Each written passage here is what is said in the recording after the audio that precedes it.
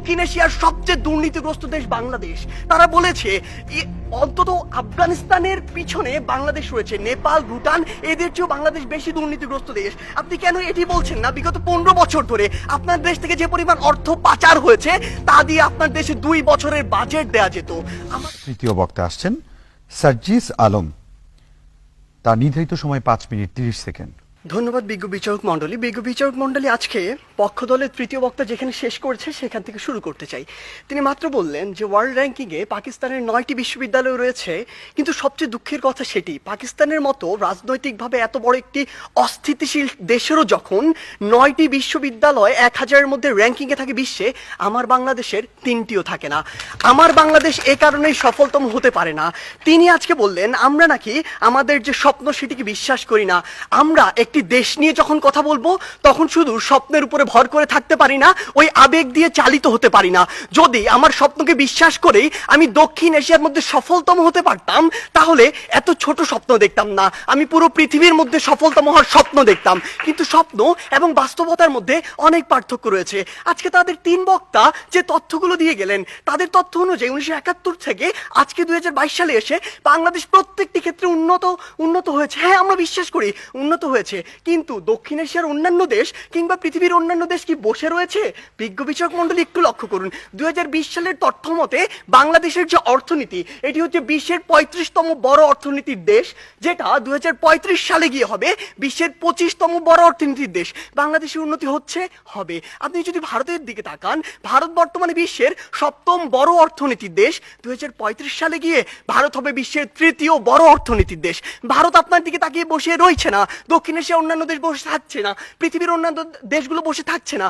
আমাদের কথা হচ্ছে যখন আমরা দক্ষিণ এশিয়ার সফলতম হতে চাইবো, আমাদের সামনে যে একটি ব্যারিয়ার রয়েছে ভারত, সেটিকে আমাদের টপকে যেতে হবে। কেন আমরা যেতে পারবো না, কোথায় কোথায় সে বাধাগুলো রয়েছে সেগুলো নিয়ে আজকে আমরা কথা বলবো। তারা আজকে বললেন আমরা আন্তর্জাতিক অনেক স্বীকৃতি পেয়েছি। হ্যাঁ, আমরা অসংখ্য স্বীকৃতি পেয়েছি, কিন্তু আপনি এটি কেন বলছেন না যে ট্রান্সপারেন্সি ইন্টারন্যাশনাল 2021 সালে বলেছে দক্ষিণ এশিয়ার সবচেয়ে দুর্নীতিগ্রস্ত দেশ বাংলাদেশ। তারা বলেছে অন্তত আফগানিস্তানের পিছনে বাংলাদেশ রয়েছে, নেপাল, ভুটান এদের চেয়েও বাংলাদেশ বেশি দুর্নীতিগ্রস্ত দেশ। আপনি কেন এটি বলছেন না? বিগত 15 বছর ধরে আপনার দেশ থেকে যে পরিমাণ অর্থ পাচার হয়েছে তা দিয়ে আপনার দেশে 2 বছরের বাজেট দেওয়া যেত।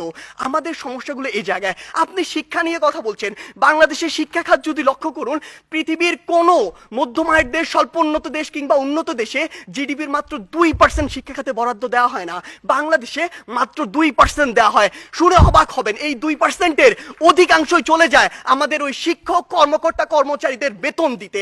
আপনি যদি লক্ষ্য করুন যে আজকে কেন ভারত আপনার চেয়ে এগিয়ে থাকবে, আজকে এই পজিশন দাঁড়িয়ে পৃথিবীর যত মাল্টিন্যাশনাল কোম্পানি রয়েছে তাদের যদি একটি তালিকা করেন, সেরা 10টির অন্তত 9টি পাবেন যেখানে ভারতের যারা রয়েছে তারা সিইও, কিন্তু বাংলাদেশের একটিও পাননি, আগামী 10 বছরেও পাবেন না।